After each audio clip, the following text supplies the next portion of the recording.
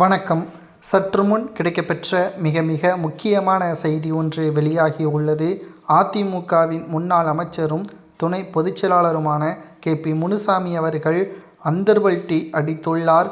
குறிப்பாக அவரது பேச்சு இன்றைக்கு அரசியல் வட்டாரத்தில் பரபரப்பை ஏற்படுத்தியுள்ளது. அதிமுகவில் நிகழக்கூடிய மிக முக்கியமான அரசியல் செய்திகளை தெரிந்து கொள்ள நமது சேனலுக்கு மறக்காமல் ஒரே ஒரு சப்ஸ்கிரைப் பண்ணிடுங்க.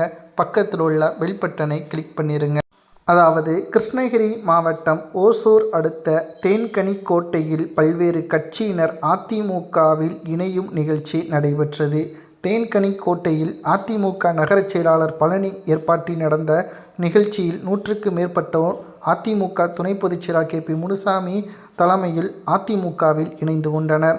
இந்த நிலையில்தான் அதிமுகவில் இருந்து நீக்கப்பட்ட செங்கோட்டையன் அவர்கள் தற்பொழுது தமிழக வெற்றி கழகத்தில் இணைந்துள்ளார். தற்பொழுது MGR அவர்களுக்கு பிறகு தமிழகத்தை சிறப்பாக வழிநடத்தக்கூடிய தகுதி விஜய் அவர்களுக்குத்தான் இருக்கிறது என்பதை பேசியுள்ளார். இதனால் விஜய் அவர்கள் ஜாக்கிரதையாக இருக்க வேண்டும்.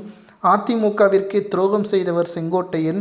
உங்களது கட்சிக்கும் உங்களுக்கும் எப்போ வேண்டுமானாலும் துரோகம் செய்யக்கூடியவர் என்று திடீரென்று விஜய்க்கு பக்கம் ஆதரவாக அந்தர்வல்டி அடித்திருக்கிறாரா KP முனுசாமி என்று அரசியல் வட்டாரத்தில் பேசப்படுகிறது. இவர் ஏற்கனவே அதிமுக இரண்டாக பிரிந்த பொழுது முதலில் OPS பக்கம், அதற்கு பிறகு எடப்பாடி பக்கம், அதற்கு பிறகு OPS பக்கம், தற்பொழுது எடப்பாடியின் பக்கமே இருக்கிறார்.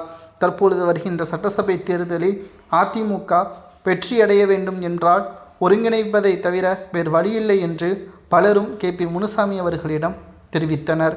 ஆனால் அப்போதும் கூட எடப்பாடி பழனிசாமி அவர்கள் என்ன கூறுகிறாரோ அவருக்கு பக்கத்தில் ஆதரவாகத்தான் இருப்பேனே தவிர அவருக்கு எதிராக ஒருபோதும் பேச மாட்டேன் என்று தெரிவித்தார். தற்பொழுது செங்கோட்டையன் அவர்களுக்கு எதிராக பேசியிருக்கக்கூடிய காரணம் வருகின்ற அரசியல் என்பது மாற்றத்தை எதிர்நோக்கி காத்து கொண்டிருக்கிறது.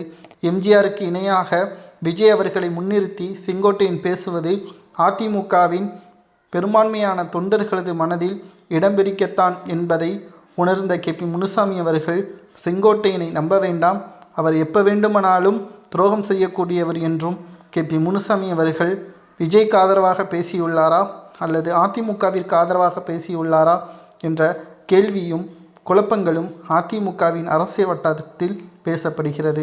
KP முனுசாமி அவர்கள் தேர்தல் நேரத்தில் பணத்தை பெற்று கொண்டுதான் வேட்பாளராக அறிவிப்பார் என்ற தகவலும் கடந்த சில ஆண்டுகளுக்கு முன்பாக சர்ச்சை எழுந்ததும் குறிப்பிடத்தக்கது.